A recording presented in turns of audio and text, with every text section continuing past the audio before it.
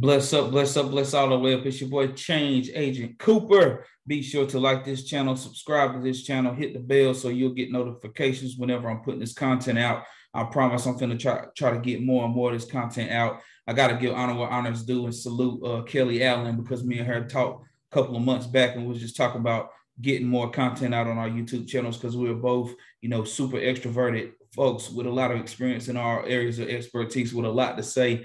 And YouTube is a great platform to do so. So tonight I wanted to talk a little bit about a couple of social determinants of health that impact returning citizens. And I am the executive director of Operation Gateway, which is a 501c3 that I created. Many of y'all that know me know I've been doing reentry work for many years, but I never did it under an organization that I was the decision maker for. Done reentry work from working at the community college for many years, done some reentry work even here at Atlanta Sky Regional Council, but it was never like gung-ho reentry. And so what I ended up doing was creating a nonprofit to focus specifically on the returning citizens. And the mission of Operation Gateway is decreasing recidivism by addressing the social determinants of health of returning citizens. Now, I know many of y'all have heard the lingo used. It's trending lingo. A lot of people are talking about social determinants of health. I have some public health expert buddies that are in close proximity to me. I actually have one who is on my board. Shout out to Kelly White. So I do have some friends in the public health space who I lean on, for mentorship. And I have some friends like community health worker OGs like Joanna McGeechan-Greer, who has given me, much mentorship, guidance, and wisdom, you dig, as it relates to public health and community health worker. And I am a certified peer support specialist and a community health worker and been doing this work, for over 10 years now. Glory be to God. But anyway, man, Operation Gateway is the organization I am the executive director for. We have a pending grant put into Buncombe County for American Rescue Plan Act dollars, so that we can improve returning citizen affairs that are coming back to Buncombe County. There's definitely room for improvements, especially for those who are coming from prison. They have been left behind a lot. I've seen it time and time again. They have some amazing programs set up for folks that are coming out of the jail. They're doing some great work, like opioid use disorder and MAT and all of that stuff. Salute to them that's doing that work. And I'm that guy that's not going to let people forget about those coming home from prison, because it was good for me to be afflicted. See, a lot of people like to boast about the work that Philip is doing and everything, but let me tell you, prison was needed for me to get my life together. You did. And let's dig into it as we talk about these social determinants of health, because it's trending lingo. So I want to dig in and give you some practical pieces. You dig what I'm saying, and not just using this vernacular that's trending. I want to dive in and make that thing make sense for you. So there are two determinants that I want to highlight. One of them is the social and community context. That is a determinant of health of a person. That is something that impacts a person's health. And so when we look at a returning citizen and we're looking at the social and the community context, a lot of people, when they went to prison, were able to stay out of trouble, and they were able to rehabilitate based off of the community and the social context that they developed even in the penitentiary. Believe it or not, there are some people who are in the prison right now who have done a lot of time, and they have leadership qualities, and they are leaders on the yard, and they're helping a lot of people who are coming in doing some time that are going back home. They're providing mentorship for them. I encountered that when I was on the inside. We talk about this social and community context. And so whenever I was in prison, I'll never forget, I was hanging on the yard with my gang banging friends and all that stuff like that. And I can remember was a guy that I knew from the streets that I had a lot of respect for. A lot of people had a lot of respect for. And he was a peer counselor. And really, he's the one that kind of inspired me to be a peer counselor. You know what I'm saying? And when I got on the yard, he was telling me like, hey, man, don't be on the yard acting a fool with them, man, getting in trouble, bro. You know what I'm saying? You going home. And I had a little less than 4 years. He was like, you a short timer, man. You going back home to your family. Don't come in here acting stupid. Come do your time and go home to your family. Believe it or not, that was short time compared to a lot of people that was in there. 3, 4, 5 years, they ain't nothing. You know what I'm saying? They in there doing 14 all them years. But anyway, so when he said that was one of those pieces as I speak of this determinant of health, this social and community context that is important for the returning citizen. See, a lot of people get into a life of crime based off of the lack of positive social supports. Yeah, or because you heard these rappers that say product of my environment. You dig what I'm saying? You heard Jeezy say stuff like trap or die in his raps, because a lot of people are trapped. A lot of people are trapped because of their community and their social context and what they've been exposed to. That's why a lot of these young boys, they gravitate towards that lifestyle, because that's what they're exposed to on a regular in their community. And if they're never exposed to anything else, and that is what they identify as success, then they're going to gravitate towards that. And so a lot of people end up choosing that life. That's why you see a lot of them getting trafficking charges, conspiracy charges, robbery charges, all that stuff, because they're gravitating towards what they was connected to socially in their community. And so when I got to prison, it was something that was able to change the game. That was the change agent. The penitentiary was a change agent for the change agent.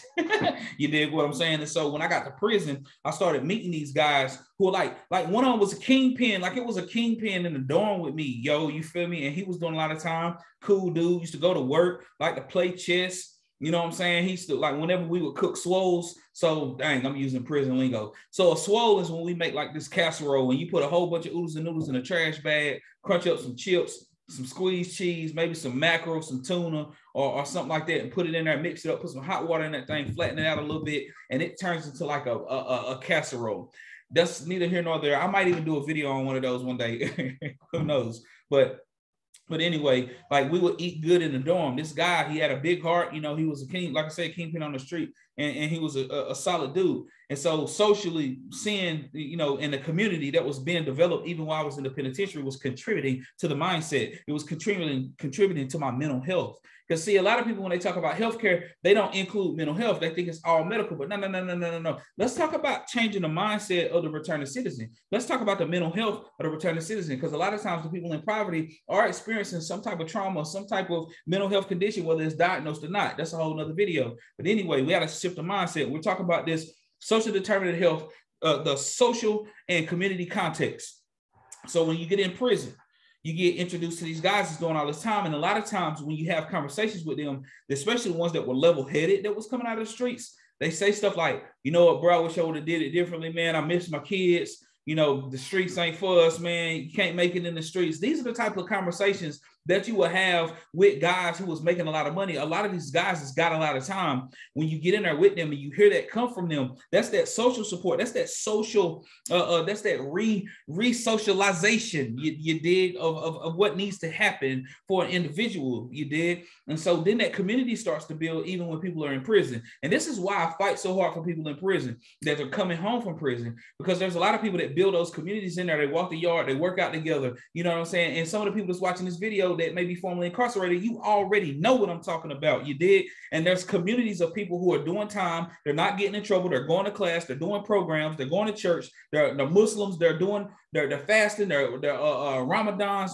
this Rastafarians. Like, it's so many level-headed men in the penitentiary, like even some of my Native American homies, you feel me? Like, I remember seeing how devout they were to their spirituality and how they hold each other accountable, how they build a community even in the penitentiary, and they don't get in trouble, and they get their mind right, and they get their levels, and they go to work release, you feel me? And they stay out of trouble, they don't get write-ups, because they have that social and community context that is contributing to their mental health. And when you have mental health, your actions are going to follow. You know what I'm saying? Changing that way of thinking. But to change that way of thinking, you have to have that specific determinant of health addressed, social and community context. And so when people go to prison, they change that mindset. They have a community. They have social support, so they're in there. That's why you see some people that be institutionalized. Come on now. A lot of people that be institutionalized, because when they get in there, they're able to have that type of support, that type of community, that type of structure. And then when they come home, they don't have it. And if they don't have it when they come home, then they don't have structure, and their actions follow, because they no longer have mental health. They have that mental wellness. They revert back to their old way of life. And a lot of times they self-medicate something. That's a whole nother video, but they self-medicate something, you did. And the next thing you know, they're back in that vicious cycle.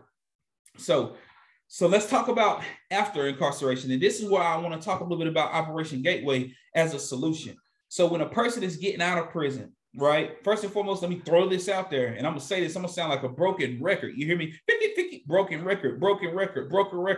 Prison release, reentry services needs to happen before they are out of prison. Before they are released from prison, the case manager in the penitentiary should put the returning citizen on the phone, or let the community health worker meet with the returning citizen in person, preferably the latter, and assess the needs. You know what I'm saying? Give me an hour. Give my team an hour. We sit down, swap stories, talk about life, and we talk about expectations. We assess their needs from food, housing, reconnecting with family, mental health, medical, chronic illnesses, whatever follow-ups that are needed, driver's license restorations, fees that you owe, whatever. We want to assess those needs, and there are certain things we can work on before the individual is released. So anyway, so this right here is that part of the development of the social support, like establishing rapport. In counseling, we call it establishing rapport. You establish that rapport before the individual is released from the penitentiary. And so, boom, this is the social support. This is that determinant of health that I'm talking about. This is a determinant. You feel me? You have to address this. For a person to be well, you have to address it. And so this is a start. So when the person comes home after meeting with the community health worker from Operation Gateway, you know what I'm saying? After they come home, then we introduce them to the appropriate communities. Like if they have substance use disorder and they have to avoid, using drugs, then they have addiction, they self-attest to addiction being an issue, then we know that we need to get them connected to a recovery community. We need to get them connected with a community of people who don't get high, people who are practicing a program. And so we would introduce them to AA, NA, Celebrate Recovery, whatever it is. Make sure they connect to those communities. You feel me? Refuge, recovery, whatever it is. We want to make sure we connect them to a community, because one man can't do all the work. You know what I'm saying? We want to be the bridge. That's what we do as community health workers. What it say? Links, liaisons, intermediaries. You did? And so once we get that person out, we want to help them create that community, that social and community context. If they're Muslim, getting them connected with the Muslim community. If they're Christian, getting them connected with a recovery-friendly church. And we got several of them, just to name a few. In my area, we got Elevation Church, Biltmore Church. You got Tridestone. You got River of Life. You got these Asheville Dream Center, Dream City Asheville. You got these churches that are recovery-friendly. You know what I'm saying? They got people that go to these churches or in leadership in these churches is formerly incarcerated themselves. You dig what I'm saying? So when you start having community health workers in place to help bridge the gaps to those resources, right? And so building that community. And a lot of times they get out and they go to Oxford houses. Oxford has its own community, man. Salute to the Oxford House. I love the work that they do. I love their model that democratically ran housing. Iron sharpens iron. That's that social and community context. They got that thing on lock. You hear me? It's a beautiful thing. I can't wait till they do their webinar for Samson, man. Shout out to my man Jesse, Jordan, the whole squad, Lindsay, Casey Earwood, just naming a few of them. You know what I'm saying? I know it's way more than that, but just naming some of the ones that I deal with on the regular, you dig? But anyway, the social and community context is a determinant that needs to be addressed for the returning citizen, for them not to reoffend. And I'm going to say this and I'm going to shut up because I know I'm pushing, I don't know how many minutes, but I didn't want to be too long-winded with this, but it is what it is. I'm going to let this thing flow, and the people that's passionate, they'll listen to a little bit at a time, just like I do with sermons. But when we look at this social and community context, sometimes you have to relocate, fam. You have to relocate. And I'm just going to do the one determinant of health, because I was going to talk also about neighborhood and built environment, because that's another determinant. I'm going to stick with the social and community context for right now as it relates to returning citizens and what Operation Gateway's community health workers' role is in that. But let's just stick with the social and community context. And I want to talk about why it is important for some people to relocate, right? Especially those that are popular, that are like legends on the street. When you come home and you was like a legend on the street, or you're popular, a lot of people know you, a lot of people are waiting for you to come home, that temptation can easily set in, right? And when you come back home, want to have that same status that you had before you left. That is a hard one. That is a hard one that I've seen people struggle to deal with, like for real. This is one of the ones, right? And coming back home to your hometown might not be best. I love how the feds do it. The way that the feds have it set up, they have the people, when they get out of prison, they go to like a halfway house before they go back to their home. That is a beautiful thing, like a step down, getting people ready to re-enter the world. I wish that the state had something like that too, but it don't. But whenever you know what I'm saying, legends and popular people coming back home, being around, you know, all of that temptation and people and their accessible social media and all these other things that's just in their head. And you know, and social, that's a dimension of wellness, you know what I'm saying? Like, it's just hard. It's just hard for them to come back to their home and re-enter unless they got a strong mind to understand, like, hey, I can't hang around with none of them people I used to hang with. Like, I can show them love, I can say what's up to them, but if they ain't on the same type of time I'm on, if they ain't in recovery, they ain't trying to go to church, they ain't trying to go, you know, to whatever spiritual services that you're talking about, you know, the mosque, or they ain't trying to go to recovery meetings or whatever, you know what I'm saying? They're not living a clean and sober lifestyle. You got to be careful, man. If they're not living as law-abiding citizens, you got to be careful because it can easily tempt you to go back into that lifestyle.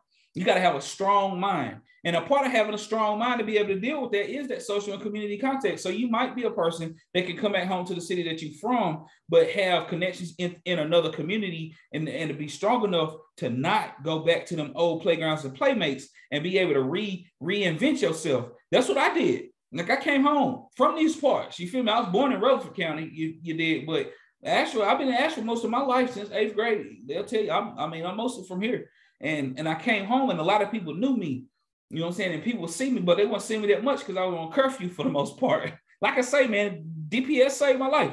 You know what I'm saying? Like, I don't have the best relationship with DPS just yet, but I'm straight up. Like, it was good that I went to prison. It was good that I was on a curfew for as long as I was, because it kept me out of trouble.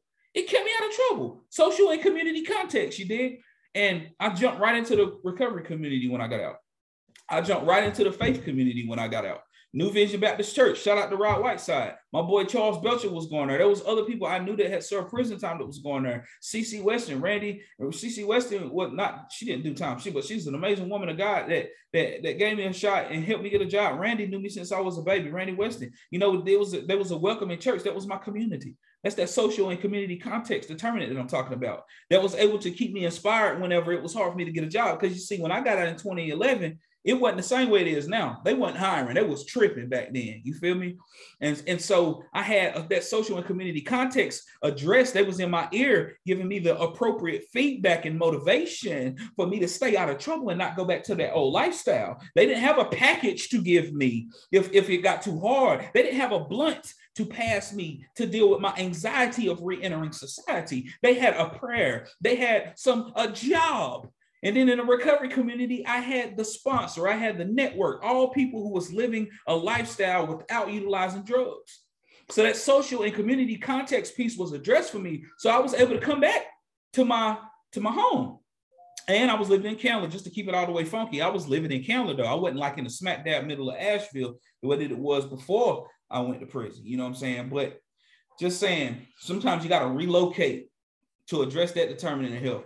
Because if you're not careful, then you mess around and have the wrong kind of people in your eardrum when they come home. And if you're watching this video and you got somebody coming home from prison, I want you to keep in mind that that is a determinant of health, the social and community context, and it has to be addressed. The returning citizen, in order for them to re-enter society and have peace and have the support that they need, the reiterating of making sound decisions, for thinking before you act. You feel me? Planning, goal setting, to-do lists. You know what I'm saying? So what they call them, soft skills training. I like to call them essential skills, soft skills, because ain't nothing soft about those skills. You know what I'm saying? Mentorship, coaching, helping them learn the values of what it takes to be successful in the world. You dig what I'm saying? They got to have that social and community context addressed. And their community, it's amazing when their community consists of people who got lived experience with that same thing. And I got a lot of guys in this area that I know that have returned from prison that are now doing some great work in the community. And it's like a community of returning citizens. And some of the ones that I've seen do the best after incarceration and came to Asheville, especially, were people that wasn't from here. You know what I'm saying? I would like to see more people that are from here come back home from prison and thrive. But sometimes you just got to relocate, man. Just like some of the people that I rock with now relocated. Now, I do got a team on my team with the Voices of Appalachia. The two community health workers on my team are both natives, just to be clear, y'all. Gene from Asheville, Lindsay from Asheville. You feel me? So my team is from here, but they also understood what it took as far as having that social and community context addressed, and they have solid support systems in place, and they're not running around with their old playmates. You know what I'm saying? And that has to be addressed for a person to not reoffend. These are the things that have to be addressed. And like I say, Operation Gateway's mission is addressing recidivism by is decreasing recidivism by addressing the social determinants of health of returning citizens. And I just talked about one determinant of health, which is the social and community context. I hope that made sense. Iron sharpens iron. I'm going to try to keep these videos coming, y'all. But like I say, like this channel, subscribe to this channel, hit the bell for notifications, raise awareness about this channel. If you got questions, it ain't hard to find me. ChangeAgentCooper84@gmail.com until I get my Operation Gateway email set up. Got somebody working on all that right now. Praise God. Shout out to the North Carolina Justice Center for the funds that they gave us to do some raising awareness about the food stamp ban, to build a website, and to help people get their driver's license back. You know what I'm saying? Got to give them a shout out. So y'all keep following, keep praying. Keep praying for me, because I know this is not me. It's a power that's greater than me, that's giving me the passion to do this work. Let's not get it twisted. My help comes from the Lord, the maker of heaven and earth. Not trying to push religion on nobody, but if y'all gonna brag on me, I'm gonna brag on God, because at the end of the day, I know where my help comes from. Bless up.